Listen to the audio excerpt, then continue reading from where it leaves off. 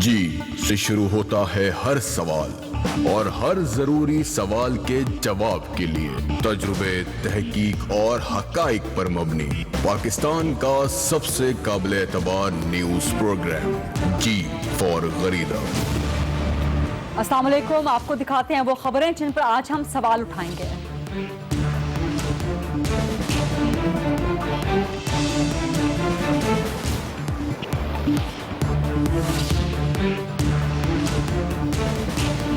Sindh assembly سے 88 ووٹوں کا بھاری مینڈیٹ لے کر مراد علی شاہ نئے وزیر اعلیٰ بن گئے۔ پہلے ہی دن اگلے 22 ماہ کا پالیسی بیان بھی دے دیا۔ واحد ترجیح عوامی خدمت، امن و امان، تعلیم، صحت، کرپشن اور صفائی جیسے بڑے امتحانات کا آغاز ہو گیا۔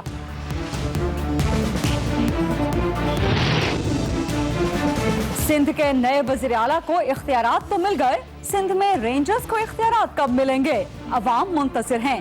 کراچی میں دہشت گردی کی عالمی فنڈنگ امن و امان کے لیے سنگین خطرہ بن گئی۔ پاناما لیکس میں احتساب کا پہلا قدم، وزیر اعظم کی نااہلی کے لیے پیپلز پارٹی، تحریک انصاف، عوامی تحریک اور عوامی مسلم لیگ کی 4 درخواستوں کی سماعت الیکشن کمیشن 3 اگست کو کرے گا۔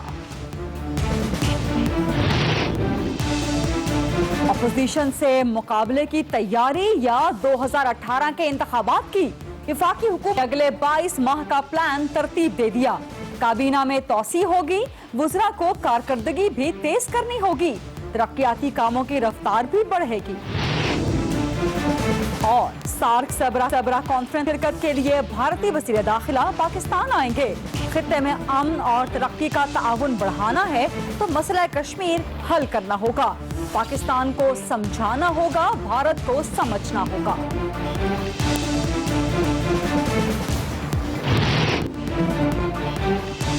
سب سے پہلے بات کریں گے آج کی سب سے بڑی خبر کی۔ سندھ اسمبلی میں بھاری ووٹوں کی اکثریت سے 88 ووٹوں سے مراد علی شاہ وزیر سے وزیر اعلیٰ بن گئے ہیں۔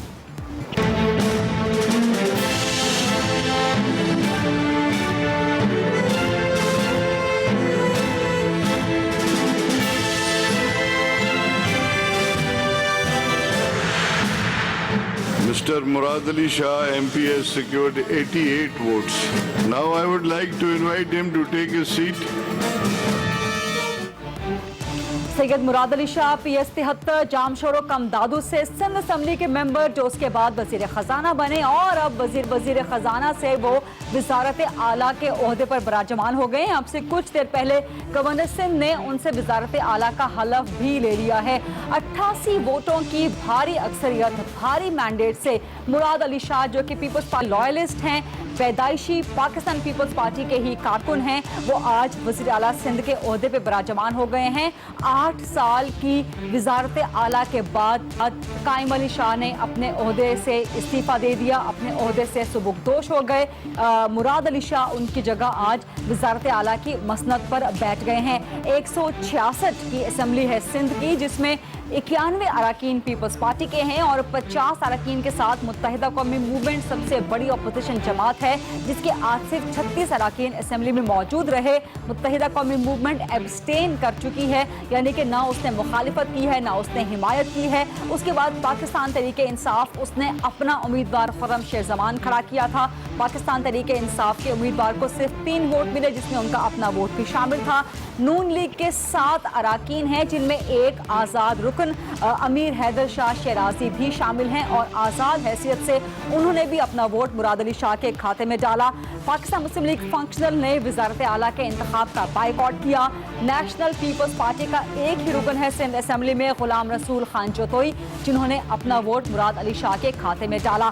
مراد علی شاہ جب آج اپنا پالیسی पॉलिसी बयान देने के लिए आए तो उससे पहले अपोजिशन के तमाम रहनुमाओं ने, जिसमें अपोजिशन लीडर ख्वाजा इजहार साहब भी शामिल थे और दीगर जमातों के अपोजिशन अरकान भी शामिल थे, खुर्रम शेर जमान जो कि वज़ारत आला की दौड़ के दूसरे उम्मीदवार थे, उन सब ने ना सिर्फ मुबारकबादें दी मुराद अली शाह को, बल्कि कुछ गाइडलाइंस भी दी कि अगले 22 माह के लिए कम से कम 2 साल के लिए मुराद अली शाह सिंध में हुकूमत कैसे करें। मुराद अली शाह साहब ने आज असेंबली में वोट तो जीते, लेकिन अपने रवैये से और अपने पॉलिसी बयान से सबके दिल भी जीत लिए।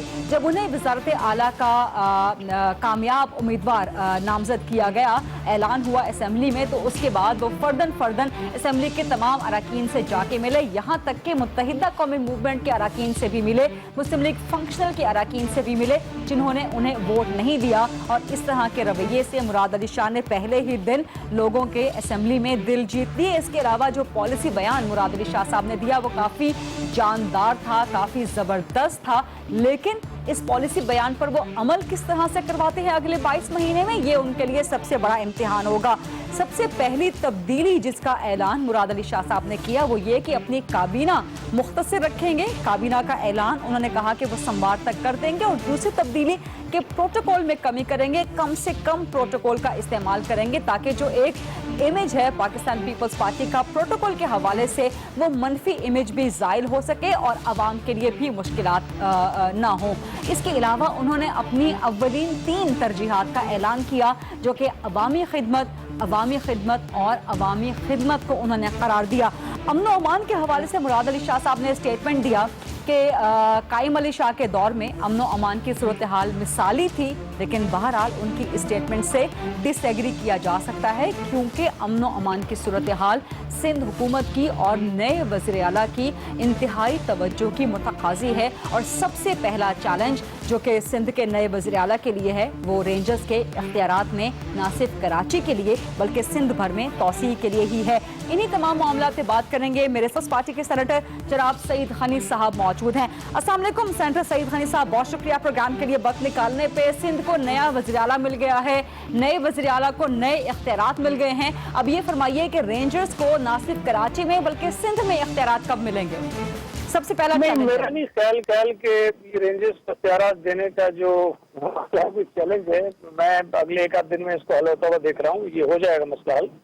और मसाइल बहुत सारे हैं जिसमें यकीनी तौर पर लॉ एंड ऑर्डर की सूरत हाल है, और हमारे हवाले से जो एक परसेप्शन बना हुआ है कि गवर्नेंस हमारी बहुत बुरी है, या और बहुत सारे इश्यूज हैं। मरहले वो बड़े चैलेंज होंगे कि 2 साल से कम अरसा इनके पास होगा जी, तो उसको बेहतर करें, वो जो तासुर है उसको करें, और लोगों के जो मसाइल हैं उसको। लेकिन सईद खनी साहब मुराद अली शाह साहब 3 साल तक वजीर खजाना भी रहे हैं, और वजीर खजाना के तौर पे जिस तरह का वो बजट बनाते रहे हैं, अवाम में उसको कोई खास पजीराई मिली नहीं है। अब वजीर आला के तौर पे उनकी कारकर्दगी कैसी रहेगी पीपल्स पार्टी की तरफ से? देखिए, एक तो वजीर खजाना से बराह रास्त लोगों का ताल्लुक होता नहीं है। ये कि फाइनेंशियल मैनेजमेंट है जो मैं समझता हूँ कि उन्होंने बहुत बेहतर तरीके से की है।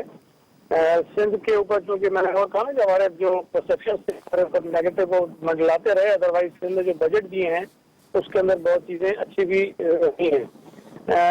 लेकिन उनके पास एनर्जी का भी कलमदान था, और अगर उसको आप देखें तो सिंध ने बड़े अच्छे अच्छे प्रोजेक्ट्स उस सेक्टर में किए हैं। लेकिन जब चीफ मिनिस्टर होते हैं तो फिर ज़ाहिर इख्तियारात भी ज्यादा होते हैं, फिर अपना जो इनका एक विजन है उसको आगे बढ़ाने का मौका भी मिलता है। जी, तो मैं समझता हूँ बतौर फाइनेंस मिनिस्टर भी उनकी कारकर्दगी कोई बुरी नहीं रही है। और वज़ीर आला के लिए अवामी खिदमत के चैलेंजेस तो होंगे, उन्होंने खुद भी इसका एतराफ़ किया अपने पहले पॉलिसी बयान में, लेकिन इस्टेब्लिशमेंट के साथ ताल्लुकात, मुत्तहिदा कौमी मूवमेंट के साथ ताल्लुकात, विफाकी हुकूमत के साथ ताल्लुकात, ये भी बड़े चैलेंजेस होंगे मुराद अली शाह साहब के लिए। तो पार्टी पॉलिसी क्या है? मुराद अली शाह साहब को क्या ब्रीफिंग दी गई है कि ये सब ताल्लुकात इस्टेब्लिशमेंट के साथ, MQM के साथ, विफाकी हुकूमत के साथ ये कैसे बेहतर करने हैं? देखिए, कोशिश तो हमने पहले भी की है कि बतौर हुकूमत तमाम इदारों के साथ तो हमारे ताल्लुकात ठीक है कि वो जो सूबे के बुनियादी मसाइल हैं उसके हल के लिए बहुत ज़रूरी है। अगर ताल्लुकात हुकूमतों और इदारों में ठीक ना रहे तो उसका नुकसान सिर्फ जो इंस्टीट्यूशंस को नहीं होता बल्कि सूबे के लोगों को भी होता है। तो हम इस बात का एहसास रखते हैं और हमने हमेशा ये कोशिश की कि ठीक रहे ताल्लुकात, लेकिन उसके साथ साथ ये हमारी जिम्मेदारियों में शामिल है कि ताल्लुकात ठीक करने के साथ साथ जो कानून की पासदारी है उसको भी हम यकीनी बनाएं। ठीक है, बहुत बहुत शुक्रिया। सेनेटर सईद गनी साहब भी कह रहे थे कि कानून की पासदारी को बेहतर से बेहतर बनाया जाए। मुराद अली शाह साहब अपने पॉलिसी बयान में कह रहे थे कि कराची के अमन और अमान की सूरत हाल काफी बेहतर हो गई है। लेकिन एक ब्रेक लेंगे और ब्रेक के बाद जब हम वापस आएंगे तो आपके सामने हकाइक रखेंगे कराची के अमन और अमान के हवाले से, और खासतौर पर यह भी आपको बताएंगे कि कराची में पुलिस के पास तो फंड्स हैं नहीं, लेकिन दहशत गर्दों को आलमी फंडिंग हो रही है। ये चैलेंजेस नए वज़ीर आला कैसे पूरे करेंगे, बात करेंगे ब्रेक के बाद। वेलकम बैक जी। सिंध में नए वज़ीर आला को इख्तियारात तो मिल गए हैं, लेकिन सिंध में रेंजर्स को इख्तियारात कब मिलेंगे, इसका इंतजार है।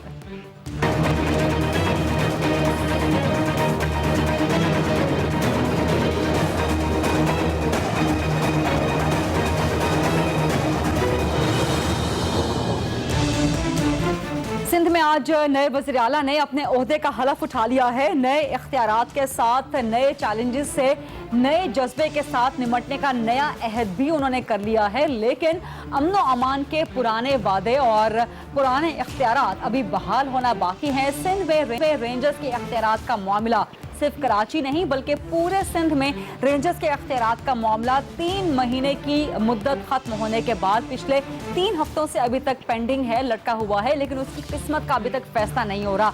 अब तवक्को की है कि सोमवार से जब नए वज़ीर आला सिंध अपने ओहदे का ऑफिशियली बाकायदा चार्ज संभालेंगे, अपनी कुर्सी पे आके बैठेंगे, तो शायद उसी दिन वो कराची समेत पूरे सिंध में रेंजर्स के इख्तियारात में तौसीह की समरी पे दस्तखत भी कर दें, क्योंकि सिंध में खासतौर पे कराची में अमन और अमान की सूरत हाल इंतहाई संगीन है।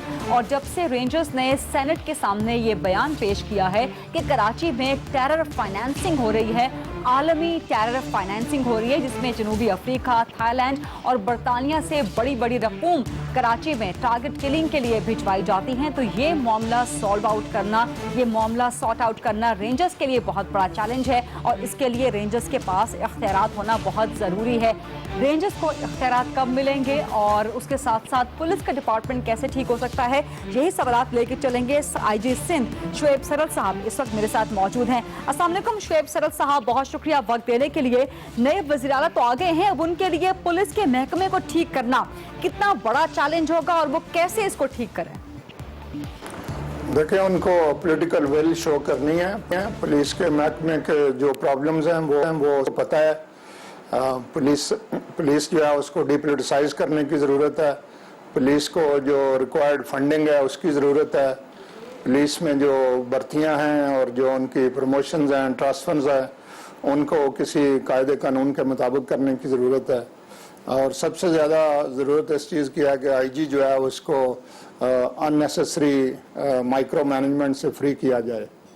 तो ये अगर वो चीज़ें कर लेंगे, और उनको पता भी होगा, उनके वालिद जो हैं वो भी चीफ मिनिस्टर थे, मैंने उनके साथ काम किया उस वक्त 95 में, और I have fond memories of that relationship.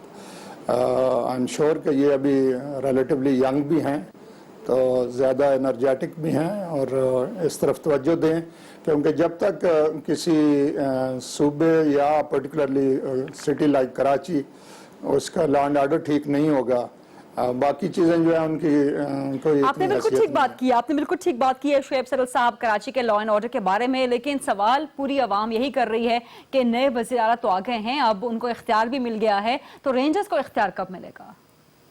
नहीं, मेरे ख्याल में तो ये जो बहस 3 महीने बाद होती है कि जी रेंजर्स को फिर नए सिरे से इख्तियारात देने हैं, ये बिल्कुल जितनी जल्दी इसको ख़त्म किया जाए बेहतर है। और इससे क्रिमिनल्स जो हैं उन्हीं को फ़ायदा पहुंच रहा है। जो लॉ अबाइडिंग सिटीजन हैं वो तो परेशान हो जाते हैं कि अब भाई फिर 3 महीने ख़त्म होने वाले हैं और ये सिचुएशन आ गई है। देखें, आपको रेंजर्स को उस वक्त तक तमाम इख्तियारात देने हैं जो रिक्वायर्ड हैं, और ये वक्त कब आएगा जब आप उनको कहेंगे कि जी अब आप नहीं रिक्वायर्ड, जब आप अपनी पुलिस को सही कर लेंगे। अब ये आप अजीब किस्म के काम है कि जी एक तरफ आपने पुलिस पे भी नहीं करना जो नेसेसरी स्टेप्स हैं, اور اس کو انٹرنیشنل جو پولیسنگ سٹینڈرڈز ہیں ان کے مطابق سپروائز یا ایڈمنسٹر نہیں کرنا جی. اور دوسری طرف ساتھ یہ کرنا ہے کہ جی ایک بیک اپ پہ جو فورس ہے اس کو بھی ان ٹیکنیکلٹیز میں ڈالے رکھنا ہے.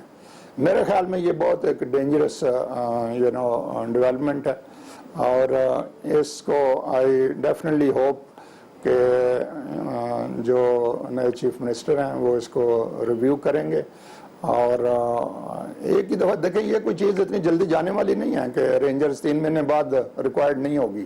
ابھی یہ کافی سال لگیں گے اس سارے ایشو کو ہینڈل کرنے میں. بالکل آپ ٹھیک کہہ رہے ہیں. آپ جو کہہ رہے ہیں کہ بہت سال لگیں گے اس سارے ایشو کو جو میس کریٹ ہے کراچی میں امن و امان کا اس کو ٹھیک کرنے میں. اور اسی میں ایک انتہائی سنگین ڈیولپمنٹ, ایک سنگین انکشاف شعیب سرور صاحب یہ سامنے آیا ہے کہ کراچی میں ٹیررسٹ کو, دہشت گردوں کو عالمی فنڈنگ ہوتی ہے, ٹیرر فائنینسنگ ہوتی ہے اور یہ فنڈنگ ان کو ساؤتھ افریقہ, تھائی لینڈ اور برطانیہ سے مل رہی ہے.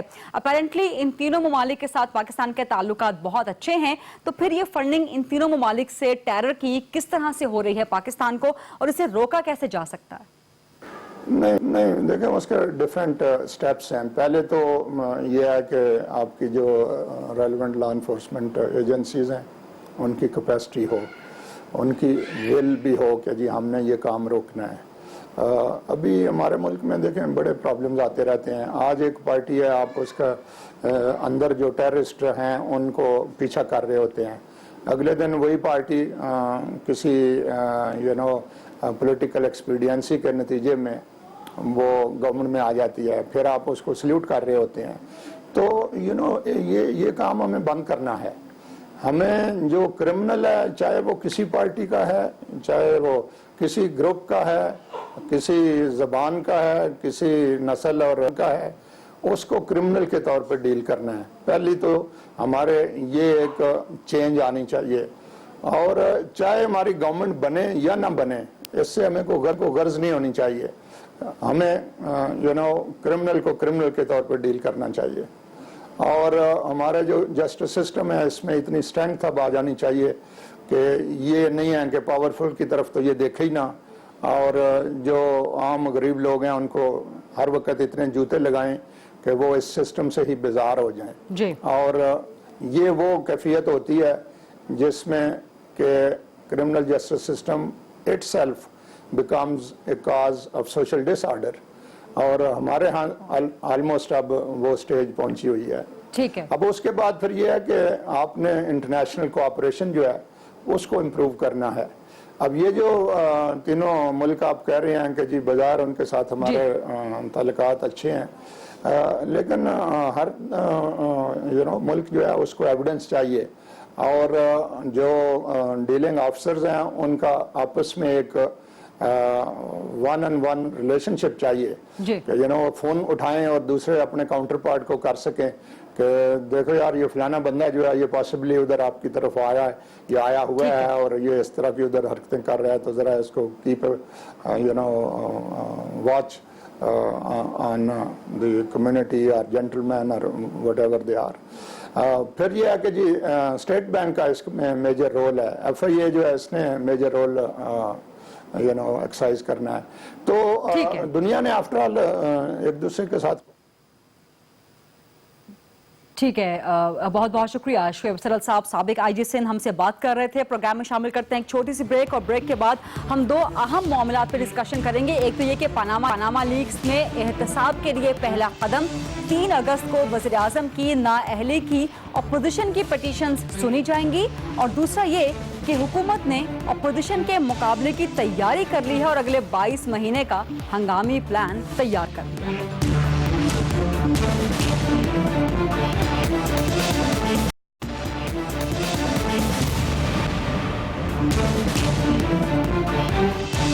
Welcome back. پاناما لیکس کے حوالے سے وزیر اعظم نواز شریف نااہل ہوں گے یا نہیں, اس کا فیصلہ 3 اگست کو ہو جائے گا.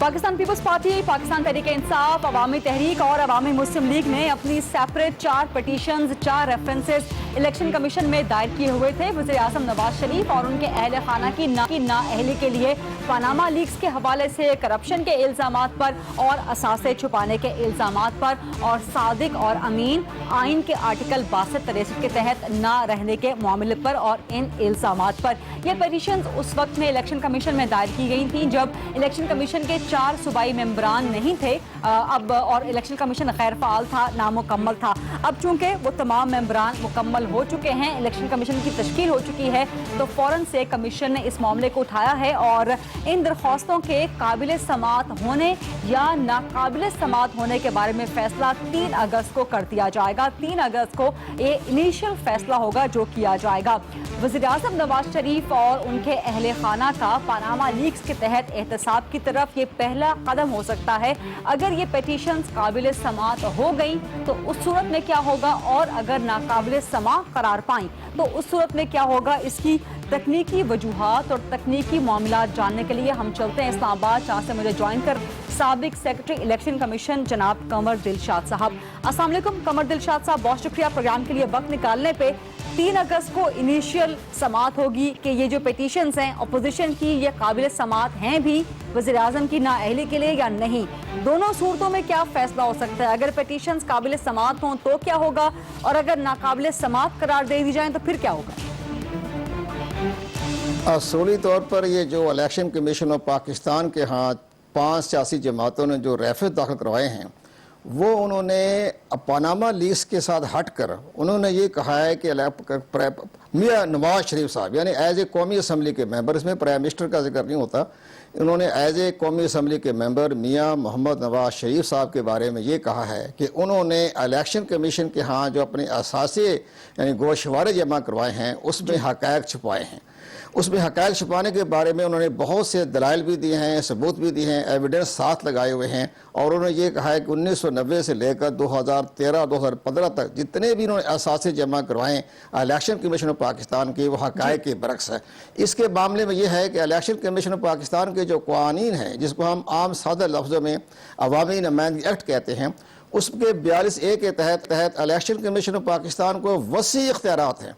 अब इसको नाकाबिल समात होने का वजूहात तो नहीं बनती कि उसमें ये लिखा हुआ है कि अगर इलेक्शन कमीशन के यहाँ ये जो आपने स्टेटमेंट ऑफ अकाउंट जमा करवाए हैं ये अगर फॉल्स है, वहाँ लफ्ज़ फॉल्स FALSE यानी झूठ पर मबनी है, हक़ाइक़ के बरक्स है, तो वो फिर करप्ट प्रैक्टिस के ज़ुमरे में आते हैं, और करप्ट प्रैक्टिस के ज़ुमरे में आने के बाद वो एक मुजरमाना तौर पर उनके खिलाफ कार्रवाई करने का इलेक्शन कमीशन ऑफ पाकिस्तान मुकम्मल मजाज है। अब उसमें जो सेक्शन 42A देखें, 82 देखें, 94 देखें, उसमें तो इलेक्शन कमीशन को वसी इख्तियार दिए हुए हैं।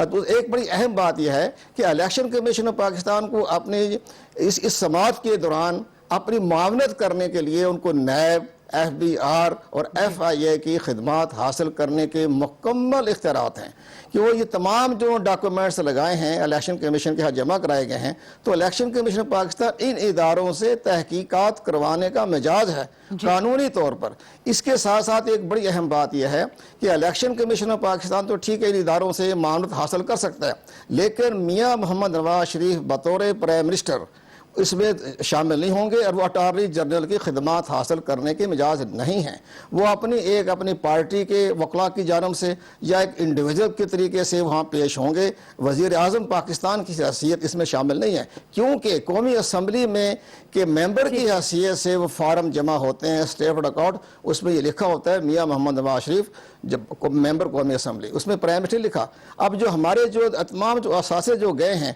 वो इलेक्शन कमीशन ऑफ पाकिस्तान का जो नया इदारा जो बन गया है, ये बड़े अपराइट किस्म के मेंबर आए हैं सामने, और ये बड़ी खुशकिस्मती है इस कौम की कि आर्टिकल 213 के तहत इनकी अपॉइंटमेंट हुई और उन्होंने अपना फैसला जो है वो कानून आर्टिकल 218 के मुताबिक, जिसमें इलेक्शन कमीशन ऑफ पाकिस्तान पाबंद है कि वो बड़ा साफ शफाफ इंतखाबात करें और करप्ट प्रैक्टिस का खात्मा करें। इसके साथ साथ मैं ये भी गुजारिश कर दूं कि इलेक्शन कमीशन ऑफ पाकिस्तान ने जो नोटिस जारी किए हैं उन्होंने 2 पॉइंट सामने रखे हैं। एक तो उन्होंने आर्टिकल 218 रखा है जिसमें उनकी पूरी जिम्मेदारी है, और दूसरी अहम बड़ी बात यह है کہ جو قائد اعظم نے جو 11 اگست 1947 کو اپنی سپیچ میں آئین ساز اسمبلی میں آخر میں یہ کہا تھا کہ پاکستان میں کرپشن کا خاتمہ کرنا پاکستان کی سلامتی کے لیے بہت ضروری ہے. تو یہ تمام چیزیں جو ہیں آج اس موقع پہ ہم پہنچ گئے ہیں کہ جو قائد اعظم نے جو 11 اگست 1947 کو قوم سے وعدہ کیا تھا کہ اسٹیٹ کی ذمہ داری کے کرپشن ختمہ کریں, تو اب الیکشن کمیشن اسٹیٹ کا ادارہ ہے اور انہوں نے تمام حقائق کو سامنے رکھتے ہوئے یہ نوٹس جاری کیے ہیں, اور یہ بہت بڑا اہم کیس ہے. اور اس میں جو پرائم منسٹر صاحب میں جو بدعنوانی, جو بے قاعدگی, بے ضابطگی, اثاثے چھپانے کے بارے میں سپریم کورٹ آف پاکستان نے اپنے اسی حالیہ چند سالوں میں جو فیصلے کیے ہیں ان کو نااہل قرار دیا گیا ہے, اور ان کو باقاعدہ ابھی آپ کی حال ہی میں رائے نواز ٹھیک ہے. بہت شکریہ قمر دلشاد صاحب. اسی معاملے پر ہم بات کریں گے. پاکستان تحریک انصاف کے سینئر رہنما ہیں یاسمین راشد صاحبہ, جو کہ نواز شریف صاحب کے مقابلے میں NA 120 سے کھڑی بھی ہوئی تھیں لاہور سے. السلام علیکم یاسمین راشد صاحبہ. جی السلام علیکم. 3 اگست کی تاریخ مقرر ہو گئی ہے آپ کی پیٹیشن پر الیکشن کمیشن میں. اگر یہ قابل سماعت ہو جاتی ہے تو پھر ظاہر ہے اس کے بعد کارروائی مزید آگے بڑھے گی, لیکن اگر ناقابل سماعت قرار دے دی جاتی ہے آپ کی پیٹیشن دیگر اپوزیشن کی تمام پیٹیشنز کے ساتھ, تو پھر تحریک انصاف کا اگلا لائحہ عمل کیا ہوگا؟ دیکھیے میرے تو خیال میں اس پیٹیشن کو کسی طریقے سے they cannot refuse it for a simple reason. آپ اگر پاناما لیکس جو آپ کی کنسورشیم آف جرنلسٹ ہے جن لوگوں نے اس کے اوپر باقاعدہ دے انویسٹیگیٹڈ اٹ اور اس کو سامنے لے کے آئے, اگر کیمرون جو ہے اس نے آ کے صفائی پیش کی اپنی, تو وچ مینٹ کہ جو انہوں نے فیکٹس اینڈ فگرز لائے تھے سامنے وہ صحیح تھے, تو تبھی کیمرون نے آ کے سامنے اپنے کلیریفیکیشن دی. اگر آئس لینڈ کے پرائم منسٹر صاحب جو تھے ان کے سامنے جو فیکٹس اینڈ فگرز لائے وہ کلیئر نہیں کر سکے, انہوں نے ریزائن کر دیا. اب مقصد یہ ہے کوئی یہ جو انٹرنیشنل کنسورشیم آف جرنلسٹ ہے ان کی کوئی خدا نہ خواستہ نواز شریف صاحب کے ساتھ کوئی دشمنی تھوڑی ہے کہ بھئی کوئی علیحدگی میں انہوں نے کوئی خاص طور پہ نواز شریف صاحب کا نام علیحدہ دیا. وجہ یہ ہے کہ نواز شریف صاحب کی فیملی کا نام جو دیا ہے اور بار بار نون لیگ والے کہتے ہیں ان کا نام شامل نہیں ہے. تو میں یہ کلیئر کرنا چاہتی ہوں کہ جو ہم نے اس وقت پٹیشن دائر کی وہ اس بات پہ دائر کی ہے کہ انیشلی جب وہ الیکشن لڑے 2013 کے اندر تو ان کی بیٹی مریم نواز ان کی ڈیپینڈنٹ ڈکلیئر کی گئی. ان کے کاغذوں میں جو کاغذ ہمارے پاس ہیں ان کی بیٹی ان پہ ڈیپینڈنٹ ہے, وہ اور ان کی وائف یعنی کلثوم نواز ڈیپینڈنٹ ہے. مریم نواز کے assets were not declared either were her liabilities declared at that time. And مقصد یہ ہے کہ اب جب ایسٹ سامنے آئے ہیں پاناما لیکس میں تو دس از ایکویلنٹ ٹو پرجری. یہ تو جھوٹ بولنے والی بات ہے نا کہ آپ کے اوپر آپ کا کوئی بچہ ڈیپینڈنٹ ہو اور آپ نے اس بچے کے ایسٹس نہ ڈکلیئر کیے ہوں, تو یہ اگر نواز شریف صاحب کے نام پہ نہیں ہے اور ان کی بیٹی کے نام پہ ہے جو بیٹی ان پہ ڈیپینڈنٹ ہے. ٹھیک ہے, بہت بہت شکریہ یاسمین راشد صاحبہ. پاکستان تحریک انصاف مکمل پر اعتماد ہے کہ الیکشن کمیشن وزیر اعظم کی نااہلی کے خلاف ان کا ریفرنس قابل سماعت قرار دے گا. ایک طرف اپوزیشن کی یہ تیاریاں, الیکشن کمیشن ایکشن میں آ چکا ہے, اپوزیشن پوری طرح سے متحد ہے اور پر امید ہے کہ وزیر اعظم کی نااہلی کے خلاف جو ان کی پیٹیشنز ہیں وہ قابل سماعت قرار دی جائیں گی. دوسری طرف حکومت کی اپنی تیاریاں بھی جاری ہیں. آج مری میں کوئی 6 گھنٹوں سے بھی طویل حکومت کا اجلاس ہوا ہے جس میں بہت سے اہم فیصلے کیے گئے ہیں, خاص طور پہ جو اگلے 22 ماہ رہ گئے ہیں 2018 کے انتخابات سے پہلے, اس میں حکومت کی کارکردگی کیسے رہے گی اس کا ایک ریویو کیا گیا ہے. وفاقی کابینہ میں توسیع کا بھی امکان قرار دیا گیا ہے, ترقیاتی کاموں کی رفتار بھی تیز قرار دی گئی ہے, اور اس طرح سے لگتا ہے کہ حکومت ایک تیر سے 2 شکار کرنا چاہتی ہے, اپوزیشن کا مقابلہ بھی کرنا چاہتی ہے اور 2018 کے انتخابات کی تیاری بھی کرنا چاہتی ہے. حکومت سوچ کیا رہی ہے اگلے 22 ماہ کے لیے, اس کا ہنگامی پلان کیا ہے, تفصیلات جاننے کے لیے ہم چلیں گے اسلام آباد, جہاں سے مجھے جوائن کر رہے ہیں سینئر صحافی اور ایکسپریس نیوز اسلام آباد کے بیورو چیف عامر الیاس رانا صاحب. تھوڑی ہی دیر میں وہ ہمارے ساتھ ہوں گے. وزیر اعظم نواز شریف کی زیر صدارت آج مری میں ایک 6 घंटों से भी तवील इजलास हुआ है, जिसमें वफाकी वज़रा ने भी शिरकत की है और उस इजलास में तफसील के साथ ये फैसले किए गए हैं कि आइंदा 22 महीनों में हुकूमत का एक्शन प्लान क्या रहेगा, हुकूमत किस तरह से काम करेगी। और उसी इजलास में से खबर ये आई है कि वफाकी काबीना में तोसी की जाएगी और जो तरक्याती काम चल रहे हैं उनकी रफ्तार मज़ीद तेज़ कर दी जाएगी। वफाकी वज़रा की कारकर्दगी जो कि कुछ की अभी तक ज़्यादा इम्प्रेसिव, ज़्यादा अच्छी नहीं रही, उनको कारकर्दगी तेज़ करने का भी कहा गया है। मज़ीद तफसीलात क्या हैं और इस महीने के लिए हुकूमत सोच क्या रही है, जानने के लिए चलते हैं इस्लामाबाद, जहाँ से ज्वाइन कर रहे हैं सीनियर सहाफ़ी एक्सप्रेस न्यूज़ इस्लामाबाद के ब्यूरो चीफ आमिर इलियास राना साहब। अस्सलाम वालेकुम आमिर इलियास राना साहब, बहुत शुक्रिया वक्त देने के लिए। और ये बताएं कि हुकूमत अगले 22 माह का जो अपना हंगामी प्लान बनाकर बैठी है, ये अपोजिशन का मुकाबला करने के लिए है या 2018 के इंतखाबात की तैयारी है? देखें, जाहिर है जिस तरीके से अपोजिशन कभी इकट्ठी होती है और कभी तकसीम हो जाती है, तो ये वही काम गवर्नमेंट ने बड़े आसानी से वहाँ पे भी किया। और जब नवाज शरीफ वापस आ गए हैं, इलेक्शन आज़ाद कश्मीर के हो गए, 2/3 अक्सरियत ले गए, तो जाहिर है उनके कंधों पे ये एक भारी जिम्मेदारी भी है कि जो वादे उन्होंने किए हैं, ख़ास तौर पे एनर्जी का बहरान ख़त्म करने का जो सबसे पहली तरजीह है, फिर मोटरवेज जो 13 इस वक्त बन रही हैं मुख्तलिफ पाकिस्तान के हिस्सों में, उनका हिस्सा है। गुड गवर्नेंस के हवाले से फिर कुछ ज़ाहिर है पॉलिटिकली काबीना में एक्सटेंशन की बात कर रहे हैं। तो प्राइम मिनिस्टर ने जो आज 6.5-7 घंटे बैठ के मरी में अपनी मीटिंग की है, मैं आपको बताऊं, इसमें उनके प्रिंसिपल सेक्रेटरी फवाद हसन फवाद वो शख्स हैं जिन्होंने पंजाब का आखिरी साल बतौर वज़ीर आला शहबाज शरीफ के सेक्रेटरी कोऑर्डिनेशन के पूरे पंजाब की डेवलपमेंट कराई थी, जिसके नतीजे में मेट्रो लाहौर भी बनी और सारा काम सामने आया था। तो यही भारी जिम्मेदारियां वो फवाद हसन फवाद के पास होंगी और ये पाकिस्तान भर में जो उनका एजेंडा है कि जो सियासी तौर पे भी और तरक्याती लिहाज से वो सारा काम मुकम्मल हो सके, ये टास्किंग की गई है।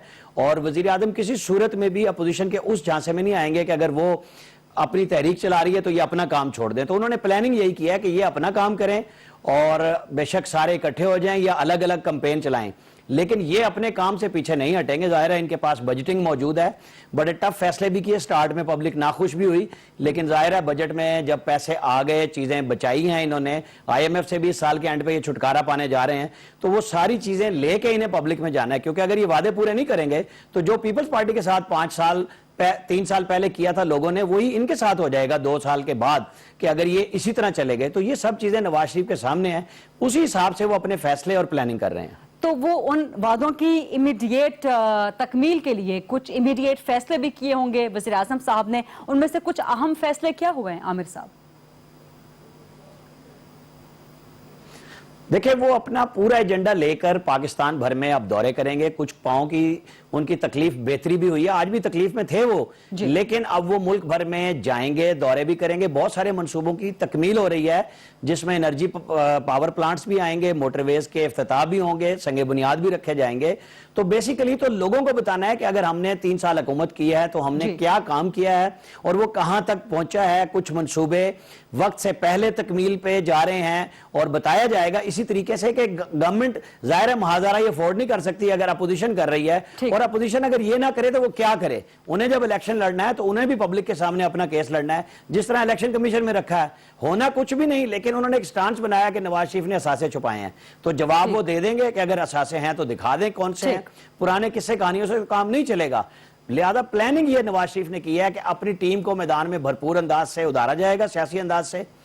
अब कौमी असम्बली के इजलास होंगे, धुआंधार तकरीरें होंगी, फिर मुश्तरका इजलास भी बुलाया जा रहा है, और वज़ीर आज़म मैदान में नजर आएंगे लोगों को सामने कि जितना अरसा 2 महीने वो खामोशी से बीमारी की वजह से रहे, बाहर भी रहे, और अब वो आएंगे सामने। यही उनकी प्लानिंग है कि ये इमरान खान धरने कर लें, जलसे जुलूस कर लें, और दूसरी सियासी जमातें जो करना चाहती हैं। आप देख लें पीपल्स पार्टी धरनों से हटके आज उनके वज़ीर आज़म ने पैगाम दिया है। बहुत बहुत शुक्रिया। आमिर इलियास राना साहब हमें बता रहे थे कि अपोजिशन का मुकाबला करने के लिए 2018 के इंतखाबात में उतरने के लिए वफाकी हुकूमत का नून लीग का आइंदा का प्लान किया है। एक प्रोग्राम में ब्रेक छोटी सी शामिल करते हैं, उसके बाद हम डिस्कस करेंगे कि भारत के वज़ीर दाखिला ऐसे मौके पर पाकिस्तान यात्रा कर रहे हैं जब मसला कश्मीर भड़क रहा है।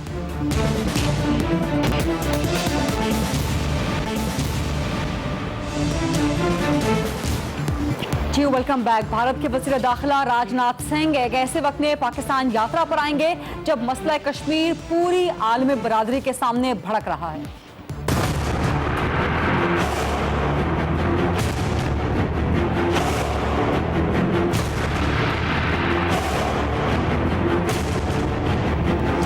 अगस्त के पहले हफ्ते में पाकिस्तान में सार्क सरबरा कॉन्फ्रेंस का इनेकाद हो रहा है, जिसके लिए भारत ने कंफर्म कर दिया है कि उनके वज़ीर दाखिला राजनाथ सिंह पाकिस्तान तशरीफ लाएंगे। लेकिन भारत के वज़ीर दाखिला ऐसे वक्त में पाकिस्तान आएंगे, पाकिस्तान की यात्रा करेंगे जब मसला कश्मीर पूरी आलमी बरादरी के सामने भड़क रहा है।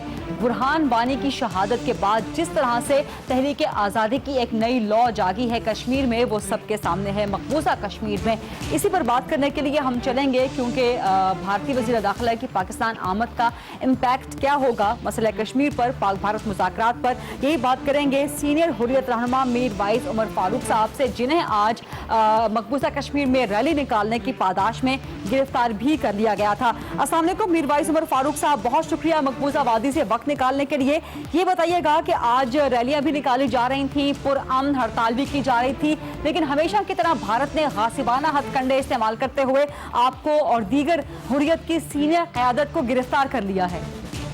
जी बिल्कुल, ये तो अब इनका एक शेवा बन गया है कि किसी भी किस्म का यहाँ पे हमें पीसफुल प्रोटेस्ट की इजाजत नहीं दी जाती। हम अपनी बात कहना चाहते हैं उसका भी हक नहीं दिया जाता, बल्कि हद तो ये है कि जो हमारे जो शुहदा हुए हैं इनमें इस तहरीक में 60 से ज्यादा, उनके साथ इज़हार यकजहती और इज़हार हमदर्दी भी उन घरों के साथ हमें मौका नहीं दिया जा रहा है।